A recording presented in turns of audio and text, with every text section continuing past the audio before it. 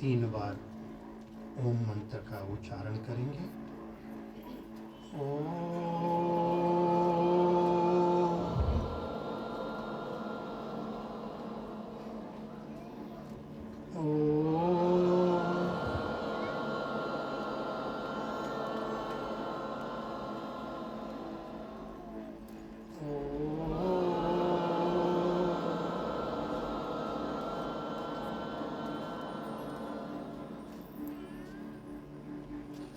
विश्व के परितावों की शम्यत, उन्नत उद्धत की सरिता के सरस आस्वाद के सम्य, अद्वात के वृताओं में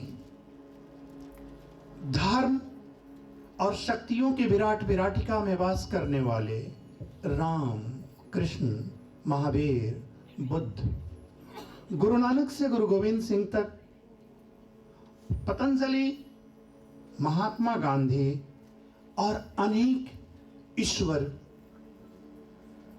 महापुरुष और ऋषि मुनियों की जन्मस्थली, तपोभूमि, अवतरित भूमि भारतवर्ष से आकर इस मॉरिशस में बसे हुए हमारे मॉरिशस के सूर्योदय के वक्त कलित कमलिनी कलिका लब की छटा से शोभित नित्यात उद्वैत धर्म और संस्कृति में वास करने वाले मेरे प्रियजनों, भाइयों और बहनों, आज मैं भगवान श्री शिव कल्याणनाथ मंदिर मॉरिशस में परमात्मा को नमन करते हुए आप सबका भारत के सबसे पुरातन प्रथा सन्यासी प्रथा के तरफ से अभिनंदन करता हूं।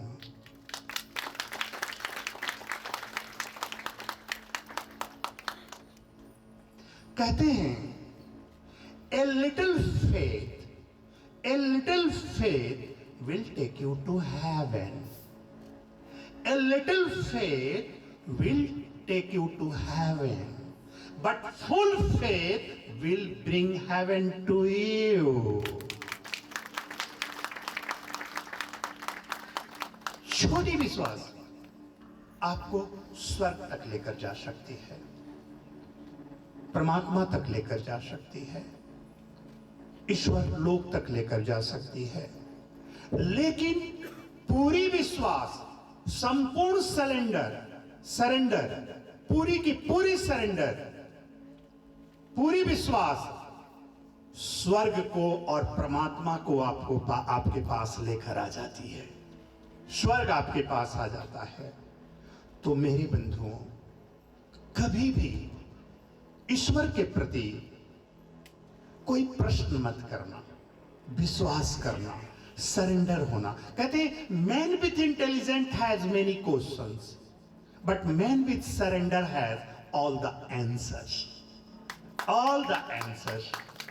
Man with intelligent has many question.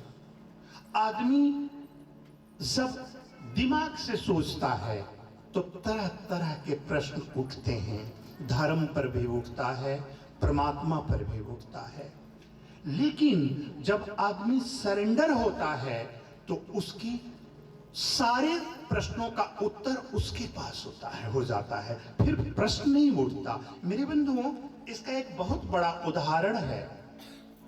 आपने अर्जुन का नाम सुना है? अर्जुन नरश्रेष्ठ था, द बेस्ट पर्सनालिटी था उस समय का, नरश्रेष्ठ। और नारायण जो कृष्ण, भगवान कृष्ण अवतरित हुए थे द्वापर में, कृष्ण के पास कितनी कला थी?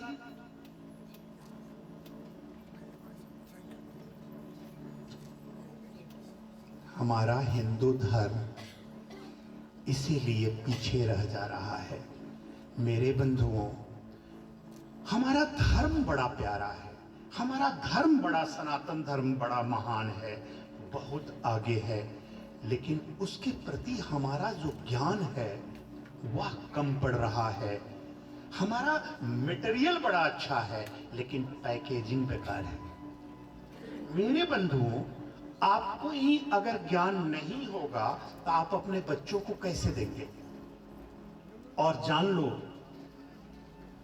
बच्चे को तुम विज्ञान पढ़ाते हो, साइंस पढ़ा रहे हो, उसके पास बहुत सारा प्रश्न होगा।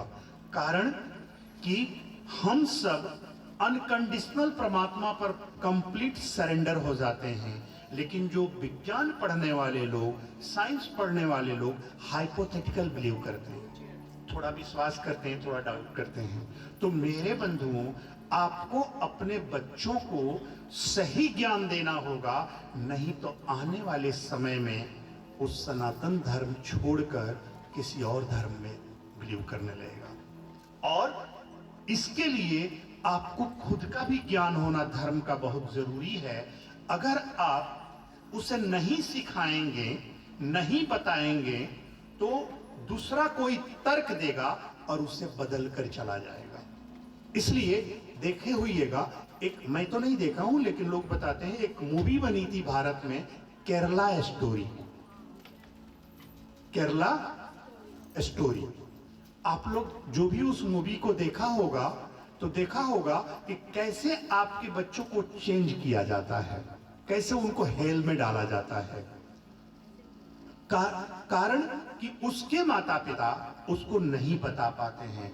और जानते हो, माता पिता बच्चों के लिए you are the first Gita, you are the first Veda, you are the first Ramayana. आप अपने बच्चों के लिए, हर माता पिता पहली गीता है, पहली रामायण है, पहला शास्त्र है। कारण कि they look you, they learn for you, they experience with you. वो आपसे ही पढ़ेगा, आपसे ही सीखेगा और आपके जैसा ही होने लगेगा। तो इसलिए आपको ये ज्ञान बहुत जरूरी है कि आप अपने बच्चों को सही ज्ञान दें, सही धर्म का ज्ञान दें।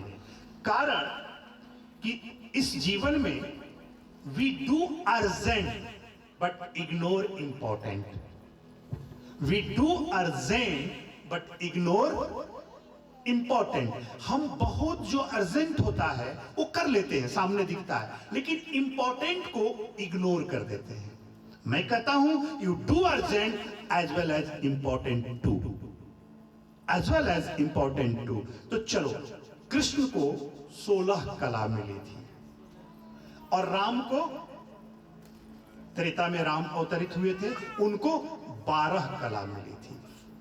तो कृष्ण को 16 कला मिली और राम को 12 कला मिली। कारण कि राम मानव के रूप में अवतरित हुए थे, मनुष्य के, तो मनुष्य के शरीर में 12 चीज ही अट सकता है।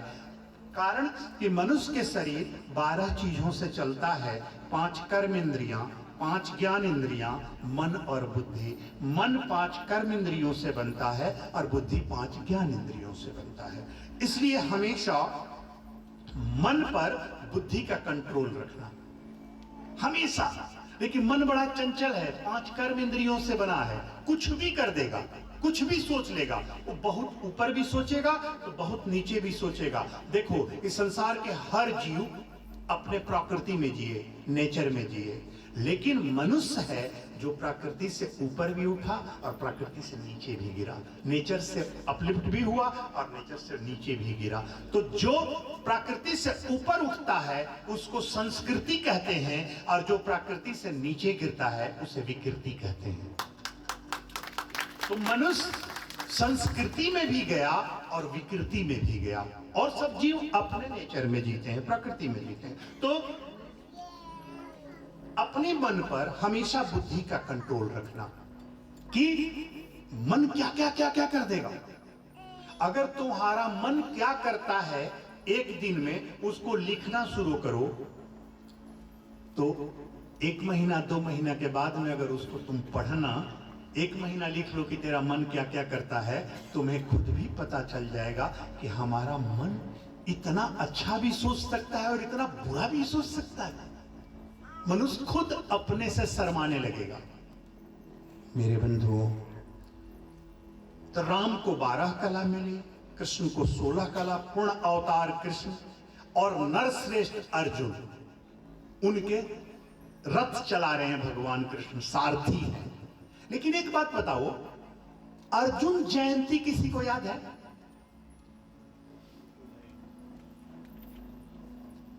नरश्रेष्ठ है अर्जुन, और उनके जो रथ चला रहे हैं वो पूर्ण अवतार हैं, ब्रह्म है, 16 कला 16 कला लेकर आए हैं, लेकिन उसका जन्मदिन कोई नहीं मनाता, कोई नहीं मनाता है, कोई भी किसी को याद भी नहीं है। लेकिन हनुमान जयंती कोई भूलता है? सबको याद है हनुमान जयंती।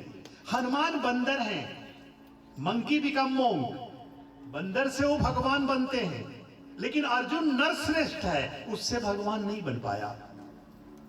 हनुमान जयंती सबको याद है, सब मनाते हैं, लड्डू चढ़ाते हैं, घर में ध्वजा लगा करके उसको फहराते हैं आप।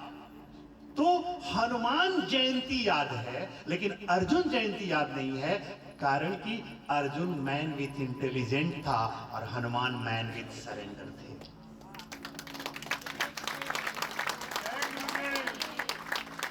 हनुमान सरेंडर हो गए थे, उनको कोई प्रश्न ही नहीं था भगवान से।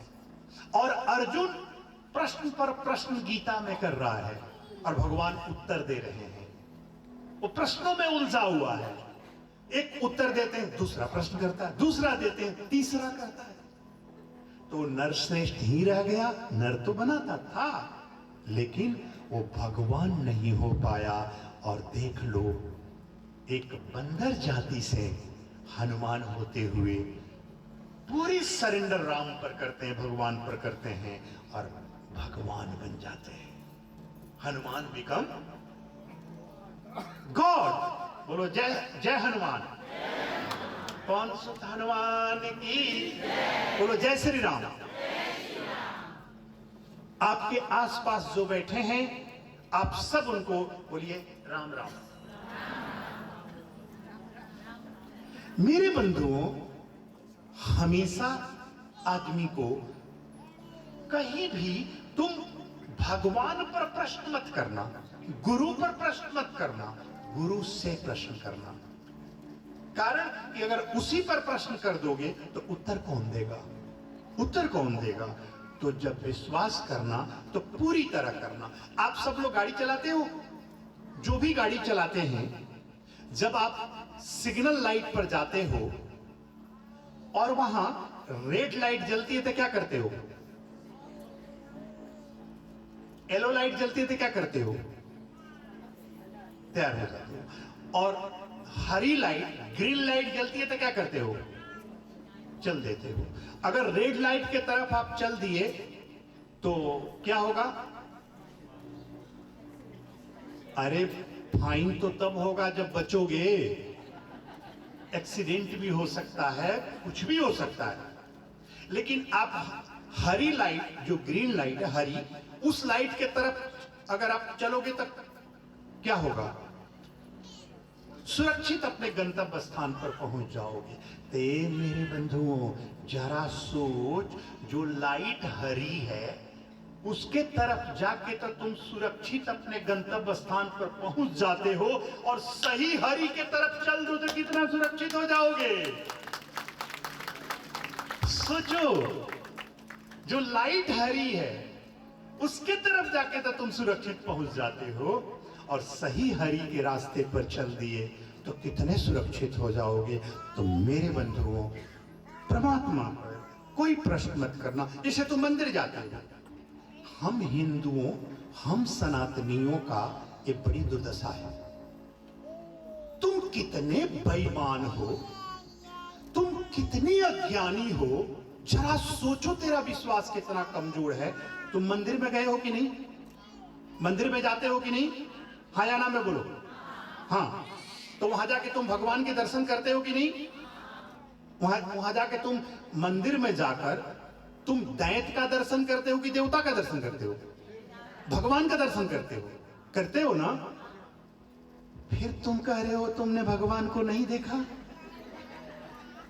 हाय रे मेरे प्रियजनों, जीवन भर मंदिर गया, पंडित जी ने पूजा कराया, ब्रह्मण देवता ने पूजा किया, दर्शन किया, भगवान का जयकार बोला, और मैं पूछ रहा हूं कि भगवान को देखे हो?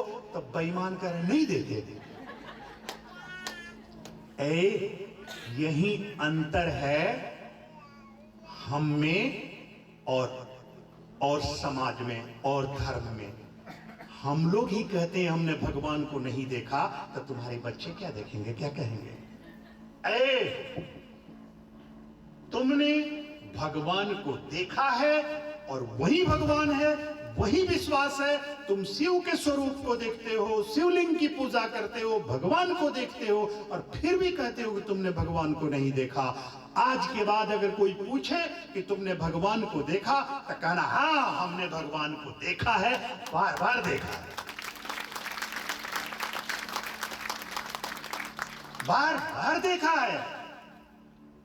तुम कैसे कह रहे हो नहीं देखा? फिर इतने दिन से मंदिर में जाके करते क्या हो? झक मारते हो क्या? कितना समय बर्बाद किया। फिर अगर तुम नहीं देखे भगवान को तो तेरा तो समय बर्बाद ही हुआ। देखो, तुम मंदिर जाते हो, बहुत लोग तर्क रखेंगे कि वहां भगवान की मूर्ति होती है, पत्थर की होती है। ए मेरे बंधुओं, पूजा का अर्थ क्या होता है जानते हो? पूजा का अर्थ पूर्ण जागृति। जब व्यक्ति पूर्ण जागृति में होता है तो उसके जीवन में पूजा घटित होता है, पूजा घटित होता है। तो हम अपने जीवन को जागृत बनाएं, कॉन्शियसनेस में लेकर के जाएं। सबकॉन्शियस में हम जी रहे हैं। 87.5% सबकॉन्शियस है हमारे जीवन में, एक हमारे बॉडी में, और 87.5% में हम जी रहे हैं। हम लिफ्ट करें अपने को, अपलिफ्ट करें, कॉन्शियसनेस में जाएं, प्योर कॉन्शियसनेस में जाएं, उसके बाद डिवाइन कॉन्शियसनेस में जाएं, सुपर कॉन्शियसनेस में जाएं और फिर ऑलमाइटी कॉन्शियसनेस में जाएं। हम लोग धर्म में भी सब कॉन्शियस में जी रहे हैं।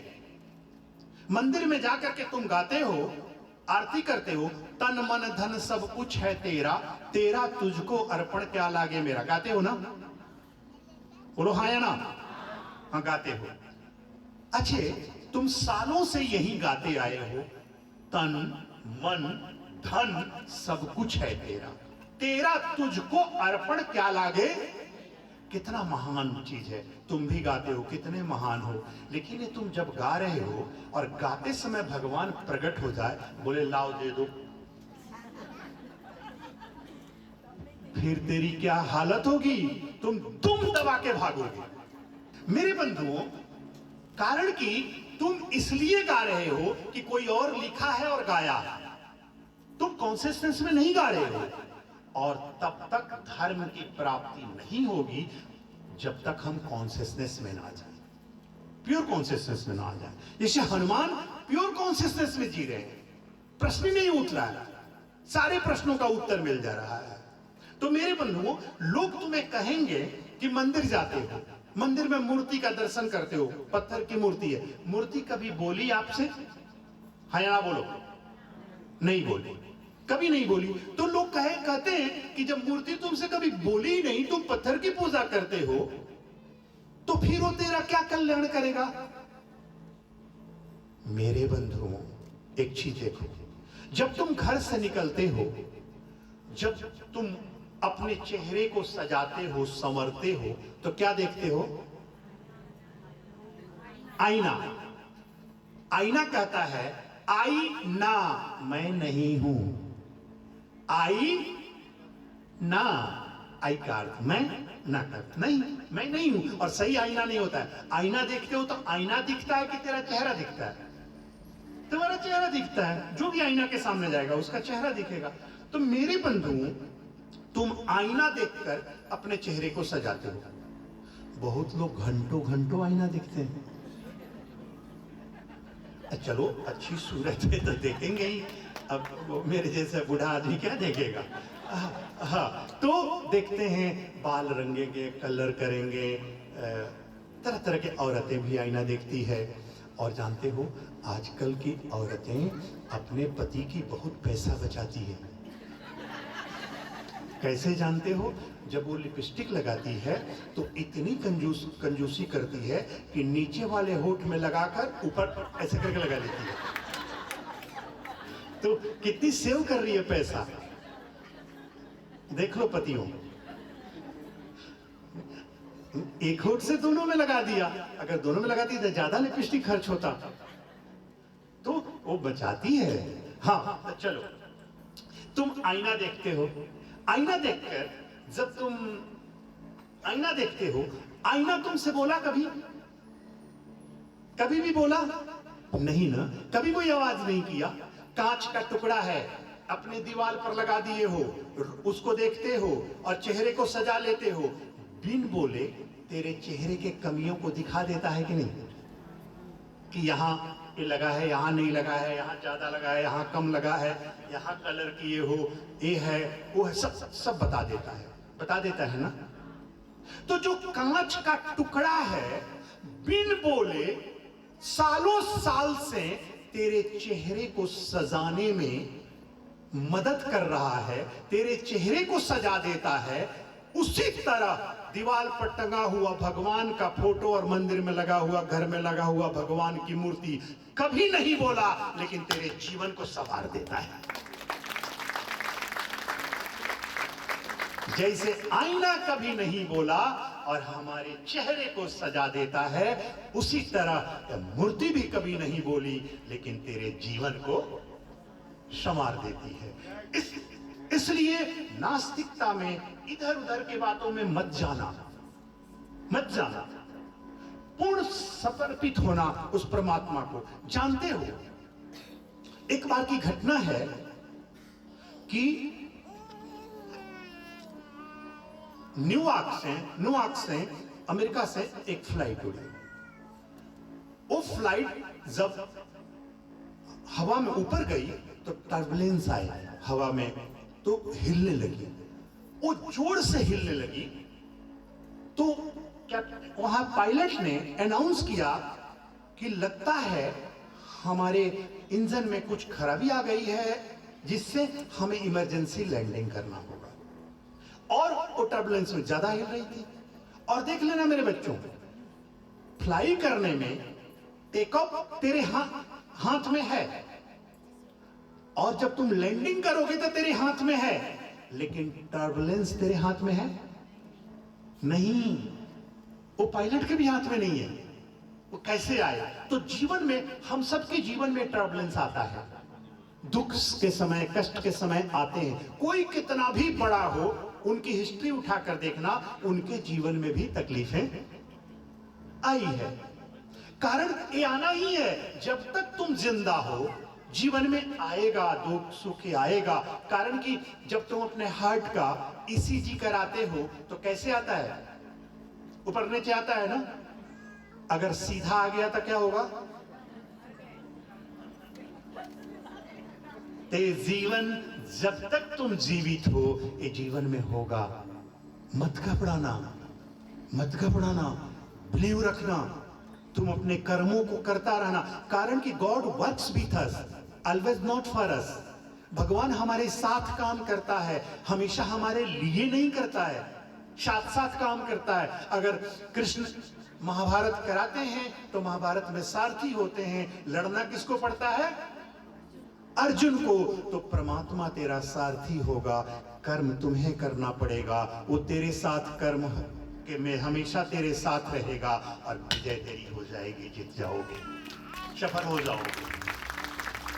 तो मेरे बंधुओं, वो फ्लाइट जब हिलने लगी तो सभी परेशान हो गए, एकदम अफरा तफरी मच गई। ओ गॉड, कोई कुछ कहे, कोई कुछ कहे, और एक कोई हनुमान चालीसा पढ़े, तो कोई बाइबल में जीसस कहे, कोई कुछ भी करते रहे। जानते हो, आदमी को डर के समय भगवान का नाम ज्यादा याद आता है, सुख के समय बहुत याद नहीं आता है। लेकिन डर जाओ तो एक बार में तुम कितना क्या क्या नाम रख दो, 8-10 भगवान को बुला लो, जल्दी जल्दी डर में याद आता है। तो लोग उसी तरह करने लगे, अफरा तफरी मचने लगी।